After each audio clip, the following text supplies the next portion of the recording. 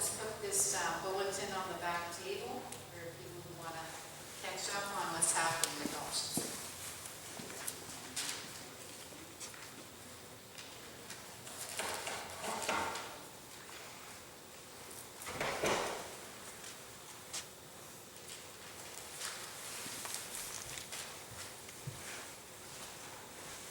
Sorry about the delay here. We're in the middle of the book of Revelation, about to start talking about chapter 13. So for anyone who has missed the first parts of it, you'll have to catch up on the beginning of the movie. I'm just kidding. Last time, I started talking about what I call Beauty and the Beasts, the woman with the crown, the 12 stars on the crown, up in heaven, and how she has to hide in the wilderness from the dragon. So not your typical, princess in a tower guarded by a dragon story. So going to be going into the next two beasts described in the book of Revelation.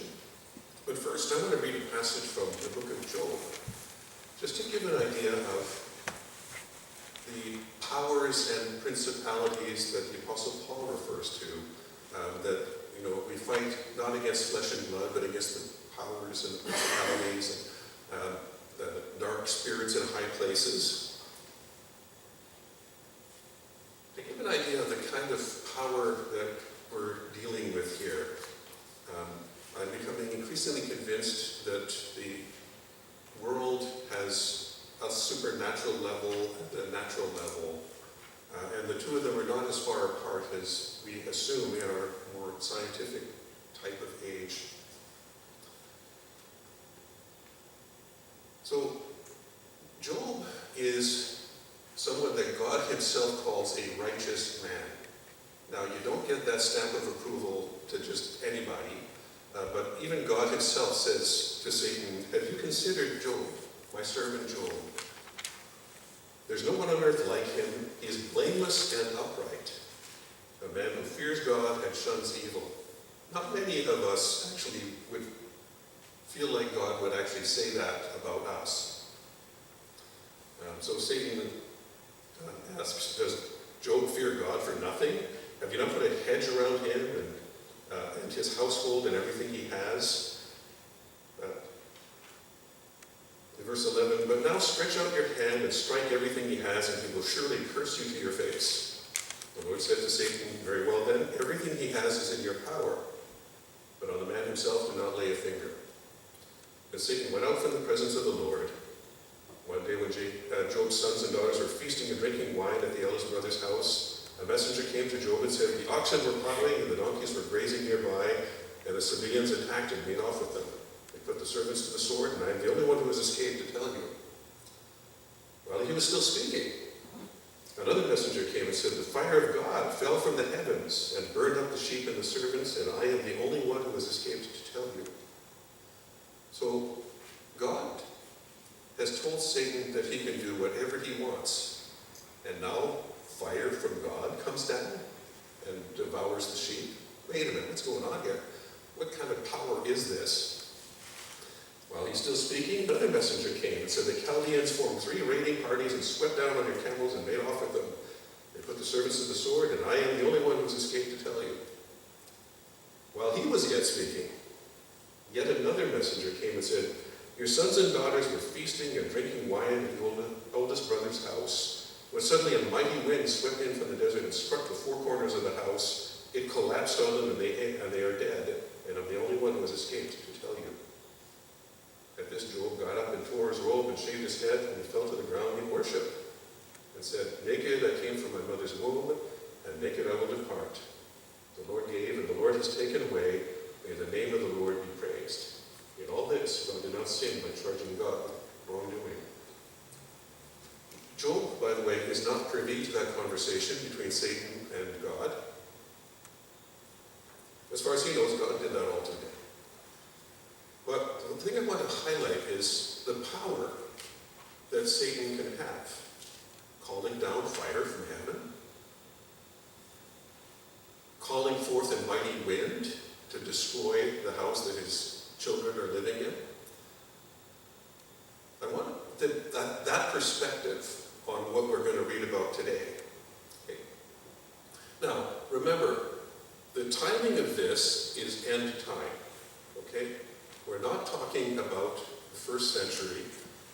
We have gone through different things that were going to relate to the original readers.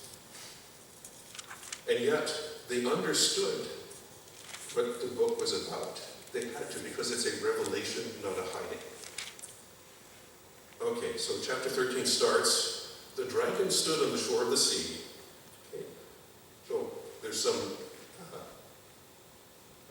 textual commentary that says, well, we're not really sure if it's the dragon on the shore or if it's John on the shore, but it makes more sense for the dragon to be on the shore because he's calling for reinforcements in his war against the woman's seed, the remnant of her seed. And I saw a beast coming out of the sea. It had 10 horns on 7 heads, with 10 crowns on its horns, and on each head a blasphemous name. The beast I saw resembled a leopard, but had feet like those of a bear and a mouth like a lion. The dragon gave the beast his power and his throne and great authority. So, we find in the book of Daniel descriptions of different animals representing different world-ruling kingdoms. World ruling in the sense of ruling over the area that includes ancient Israel. And each of these heads matches a description of one of the creatures in the book of Daniel. So whatever this beast is, you might think of it as an amalgam of all of the strengths of these various empires.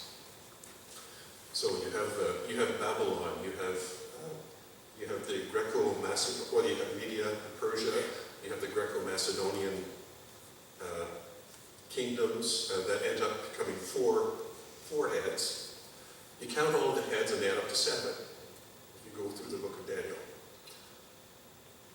And the dragon gives his power and his throne and great authority. So 7 heads is the number of the beast in Daniel 7. The sea beast has all the military strengths of all the empires. It has speed, it has crushing power, it has devious cunning. And the 10 horns are symbolic of military power, but the fact that they have crowns also makes them kingdoms. On top of that, they still have elements of the legs of iron of that first statue that Nebuchadnezzar saw that frightened him in his dream. This revelation pulls in a lot of the Bible into symbols that you could understand if you were really familiar with the Bible. So, does the dragon rule the world? Well, in Matthew 4, verse 8, the devil takes him to a high mountain and shows him all the kingdoms of the world and their splendor. All this I will give you, he said, if you will bow down and worship me. And then Jesus says to him, away from me, Satan, for it is written, worship the Lord your God and serve him only. And by the way, that becomes a theme through the book of Revelation. Worship God. No, don't worship the angel who's telling you what's going on. Worship God. All right, so back to Revelation 13. So one of the heads of the beast seemed to have a fatal wound, but the fatal wound had been healed. Again, we're talking an end-time thing, right? The whole world was filled with wonder and followed the beast. People worship the dragon because he's given authority to the beast. They also worship the beast and ask, who is like the beast? Who can wage war against it? So we're talking about a massive military power. Probably unlike any that even exists now, although you could certainly make an argument that, the United States or Russia could have something that you might call who can wage war against it. I'm pretty sure you don't want to wage war against a nuclear-armed superpower, so... Okay, so the kingdom that followed Greece in Daniel 2 is clearly Rome. Daniel 8 verse 9 actually predicts that this next power would actually come out of one of the four kingdoms that succeeded Alexander. There's a great deal of historical evidence that the Romans themselves believed that they were a colony of one of the Greek kingdoms, particularly Achaia. But where is the Roman Empire now? If you're looking in the image that Nebuchadnezzar saw, there seems to be a continuity all the way down to the feet and toes of clay and iron. So iron continues on there. But where's the Roman Empire now? Well, Constantinople was the last official vestige of the Roman Empire. And it fell on May 29, 1455, long after the rest of Europe had been shattered into barbarian or semi-barbarian fiefdoms, with only very tenuous connections to Roman history and Roman civilization. But you can tell, Rome is still kind of in the background. It became Christianized. I'll use that word, Christianized. But there's something about Rome. From about 800 to about 1800, several attempts were made to reestablish a Roman Empire, or a Holy Roman Empire. In fact, there was even a portion of it, including Austria, that called itself the Holy Roman Empire, which historians tell us was neither holy nor Roman nor an empire. They were trying very hard. These revivals or attempted revivals were led by people like Charlemagne, Otto the Great, Napoleon Bonaparte. Of course, there was that unholy empire attempted by a certain German dictator, who will remain nameless here. I might point out that the latter two attempts, Bonaparte and that nameless wonder, were defeated when they attempted to invade Russia. So you might wonder if there's a lesson for certain geopolitical entities today, but who knows. But speaking of geopolitics, beginning in 1952 with the European Coal and Steel Community,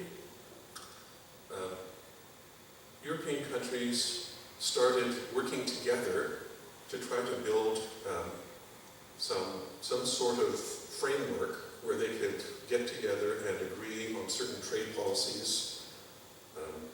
It led to the establishment of the European Union, established November 1, 1993. Europe now has a common citizenship. I've actually seen the European passport by a friend of mine who used to work at CBC Radio TV. They have a single currency, the euro, and they have shared foreign policy and security policies. So the big fear right now, again, is Russian expansionism. They're afraid that once they take over Ukraine, they'll start going after the rest of Europe.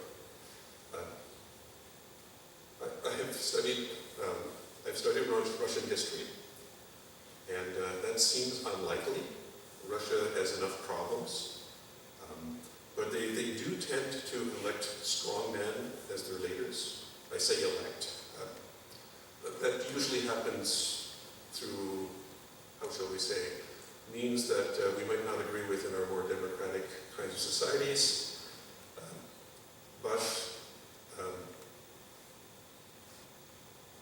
I don't see that as a real likelihood, Russia trying to take over Europe. Let's just put it this way.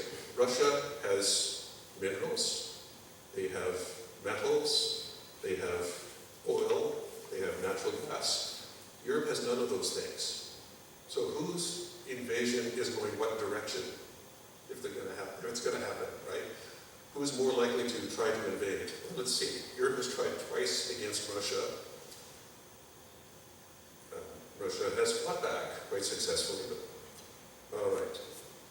But the fear of Russian expansionism is definitely in the news and could cause the European Union to consider a common European military. But that could never happen in real life, right? All these countries are so different from each other. They don't have anything in common. Roman Empire can never be revived, right? article written by the Center for Strategic and International Studies. Look at the headline. He thinks we protest too much. Here's an official European Union white paper. And again, just the highlight. The Rearm Europe Plan 2030, the plan to finance European Union defense. They're planning to spend 800 billion euros from member states to mobilize and rearm Europe. A massive ramp-up of defense spending. Now, within the document outlines how they plan to pay for this. If you have holdings in European banks, you might want to consider moving them somewhere else, because they plan to borrow their money against assets by European citizens in their banks. Now, you're borrowing for military. What's the first thing that happens when war starts? All of your military vehicles become targets. You expend ammunition, you expend missiles, you expend all kinds of stuff. You're not getting that money back. Okay, so just saying. All right. Okay, away from the current geopolitics, because it may or may not happen that way. The beast was given a mouth to utter proud words and blasphemies, and to exercise its authority for 42 months. It opened its mouth to blaspheme God, and to slander his name and his dwelling place, and those who live in heaven.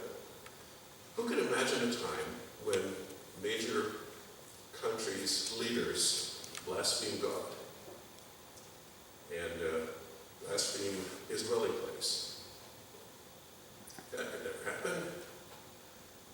It was given power to wage war against God's holy people and to conquer them. I'll repeat that. It was given power to wage war against God's people and to conquer them. And it was given authority over every tribe, people, language, and nation. So whenever this happens, it will happen. We don't know when it's going to happen. I will point that out. I'm not making a prediction that it's going to happen in our lifetime. But whenever this happens, they will actually be able to wipe out the church as an organized body. Okay. And this is something that God allows. So, all inhabitants of the earth will worship the beast, all whose names have not been written in the Lamb's Book of Life, the Lamb who was slain from the creation of the world. So all of the above seems to jump right out of Daniel chapter 7, Daniel 11, 2 Thessalonians 2, the man of sin who blasphemes God, the final world ruler, I guess you call him. So whoever has ears, let them hear. Now remember, it has already been stated that this entity will at some point wage war against the people of God and win. Whoever has ears, let them hear. If anyone is to go into captivity they will go. If anyone is to be killed with the sword they will be killed. This calls for patient endurance and faithfulness on the part of God's people. So who is being warned about this? Is it the nations of the world that's being warned about being captive and killed? Or is it the people of God? You can probably tell by now that I'm not a huge believer in a pre-tribulation rapture. Just saying. And that probably goes against some doctrinal predispositions that you have. The book of Revelation doesn't seem to deal with a pre-tribulation rapture. So we'll see how that works. I would be perfectly happy to be wrong, by the way. But I think we perhaps need to be emotionally and spiritually prepared. So this verse 10 about captivity and whatnot mirrors some statements in Jeremiah 43, verse 11 and 15 too, about judgment on Judah. John uses it to warn believers that when that happens, their testimony about Jesus will lead to their captivity and death at the hands of that beast system. Again, I'm not saying this is happening in our lifetime, right? just to say. Then I saw a second beast coming out of the earth. It had 2 horns like a lamb, but it spoke like a dragon. It exercised all of the authority of the first beast on its behalf, and made the earth and its inhabitant worship the first beast, whose fatal wound had been healed. So, looks like a lamb, speaks like a dragon. And exercising authority. So, in the next chapter, you're going to see this woman riding a beast that looks an awful lot like the one described as the first beast here out of the sea. That's a different way of looking at this same beast with the horns like a lamb, speaking like a dragon, because it's exercising authority in the name of this beast. That means that it's in charge. If it can exercise authority on behalf, it means that the beast's power is behind it, but it's doing that. And it performed great signs, even causing fire to come down from heaven to the earth in the full view of the people. Now remember that passage I read from the book of Job? It's not just God who can cause fire to come down from heaven. Because of the signs it was given power to perform on behalf of the first beast, it deceived the inhabitants of the earth. It ordered them to set up an image in honor of the beast who was wounded by the sword and yet lived. So this is probably not actual fire coming down from heaven, right? Because, well, we're a little more scientifically minded and we might think that somebody just shot a laser from a satellite or something. But whatever it is, whatever deceptive, miraculous thing that happens will have the same effect on people as the fire that came down when Elijah prayed to God about it. It will change their minds, change their hearts to worship a different God. Because up to the points in the story of Elijah, they had been worshiping Baal, they had been worshiping all kinds of other deities. But at the end of that, they just started saying, the eternal, or the Lord, he is God. The Lord, he is God. So a change of heart, a change of mind toward the beast and their system. The second beast was given power to give breath to the image of the first beast, so that the image could speak and cause all who refused to worship the image to be killed. It also forced all people, great and small, rich and poor, slave and free, to receive a mark on their right hands or on their foreheads. So first century Christians, reading that passage, would not have thought of artificial intelligence. They wouldn't have thought of, a World Wide Web, global surveillance. But they might have thought of the image as something like a golem, a clay statue that legend talks about have come to life through magic arts, kind of a counterfeit of God's creation of Adam. And if you could give life to a human-like being, that would have been really impressive, because that would have showed that you actually have the power of a creator God, right? You can actually, so that's probably how they would have looked at this passage. And it might elevate that second beast to the level of a god in the eyes of many people. However, our generation could probably be forgiven for wondering if artificial intelligence might be what's going on here, right? Especially if it were manifested as a robot, a humanoid robot, with extraordinary surveillance ability, connected to some kind of, something like a worldwide network or web. Who knows? We seem to have technology to do something along those lines now. Not saying it's going to happen tomorrow, but we seem to be building the infrastructure for that kind of thing. So the second beast seems to correspond to the man of sin described in 2 Thessalonians chapter 2. And since he's able to exercise all the authority of the first beast, and the first beast seems to be a result of the rebellion of 2 Thessalonians 2. The second beast seems to be the man of sin. All right, so the upshot of all this, so that they could not buy or sell unless they had the mark, which is the name of the beast or the number of its name. This calls for wisdom. Let the person who has insight calculate the number of the beast, for it is the number of a man. That number is 666. I wish I could count the number of pages that have been written about that number. When I was doing the research for this, I had a stack of books this high. That was just from our local university library. All kinds of descriptions. Some say it was Nero, some say it was Domitian. I want to put a different thought about this. First of all, you can't get this mark without some public formal worship of the beast and its image. That's the important thing. You don't get the mark unless you publicly worship the beast. That's a lot like what happened in Nebuchadnezzar's day with Shadrach, Meshach, and Abednego. They were supposed to worship the statue, probably the statue of Nebuchadnezzar himself, and they refused to do that, so they were literally thrown into the fire. God intervened in that instance, but the key is that the young man said, even if God doesn't save us, we're still not going to worship. That's the key. Our job is to refuse to worship false gods and worship instead our one true God, Jesus Christ, and his Father. So instead of meditating on how obviously physically and spiritually oppressive that system is going to be, imagine even the rich can't buy or sell. Can you imagine Elon Musk not being able to buy or sell anything?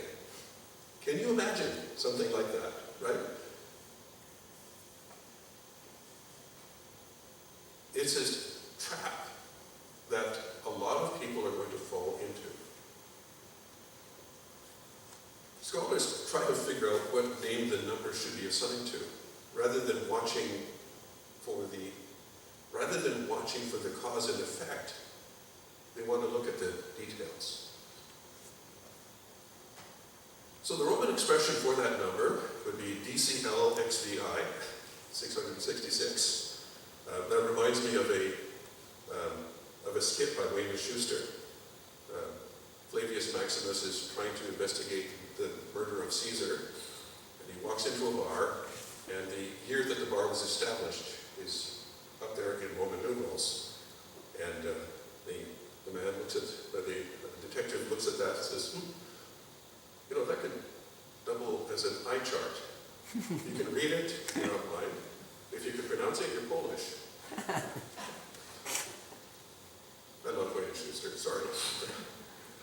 So, in Greek it would be chi, psi, sigma, where the chi stands for 600, the xi stands for 60, and the sigma stands for 6. You can see the 666 is a little easier to read in Greek than in Latin. But fortunately, the Greek system lets us see that a little more easily. So it's a good thing the book of Revelation comes to us in Greek. But the translation number of a man might be a little bit misleading, since the grammatical construction can also be translated as the number of man, or a human number. 7 is God's number. 6 is, when God created humanity, he made Adam and Eve on the 6th day. So 6 becomes perhaps symbolically the number of man. So that I would suggest that that's what 666 is. It's the epitome of man's system operating without God. Maybe there's a name that we will find at some point. It's a particular human being whose name in the Greek numbering system adds up to 666. But if we think of it as man's number versus God, we might be on the right track. The mark of itself is actually a counterfeit for God's intent that his people remember that they're in a covenant with him.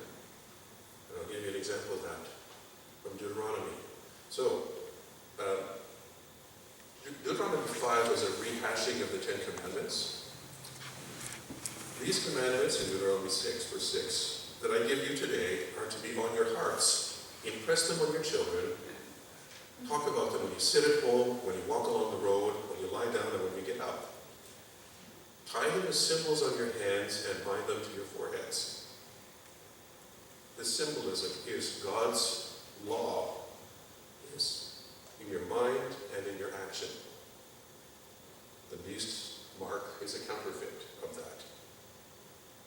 That's what Jesus is warning the church about through the vision that he's given to John.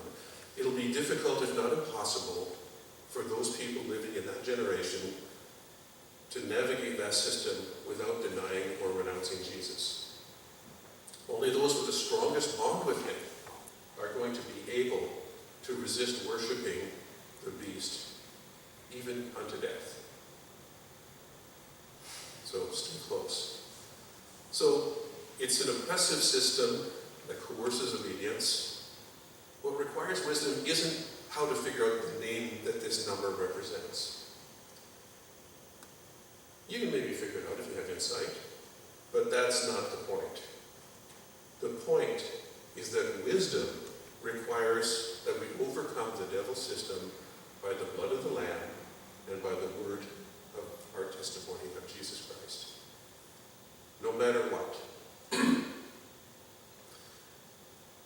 John was given that vision in the first century, but that's a truth that stays no matter what.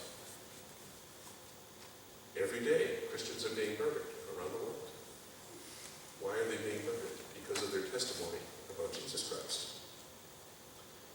So it requires wisdom to keep the commandments of God and the testimony of Jesus Christ when the whole of society wants you dead because of it. We are blessed here that we haven't had to do that. But if it ever comes to that, are we ready? If it ever comes to that, will we be able to testify about Jesus and live through the blood of the Lamb? That seems like a downer, but as we go through Revelation, we'll find that there is joy and peace at the end of it all. That no matter what happens to us now, God remembers and he plans to raise us up to glory.